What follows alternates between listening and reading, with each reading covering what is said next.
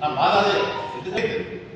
Public issue అయితే వేములవాడలో జరిగిందట, గుడిపప్పు అంటే అంబేద్కర్ దగ్గర ప్రోగ్రాం జరిగిందట అనేది ఎక్స్పోజ్ అయ్యింది.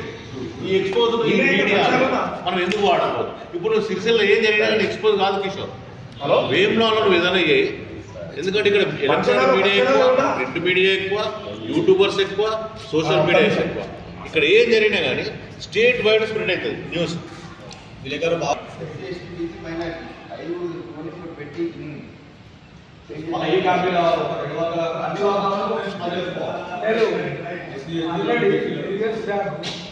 ప్రతి గ్రామ పంచాయతీ ప్రతి మున్సిపల్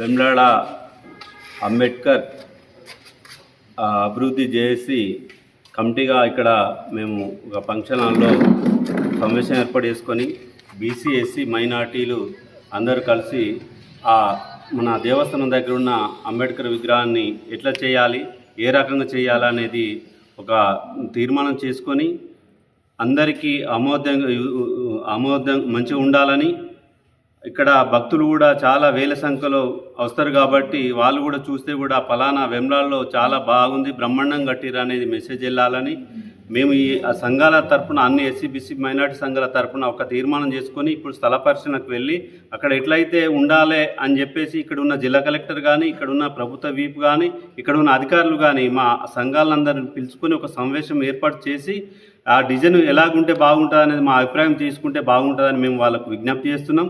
అలాగే ఒకవేళ తీసుకొని ఎడల కూడా మా కార్యాచరణ కూడా మేము ప్రకటిస్తామని తెలియజేస్తున్నాం.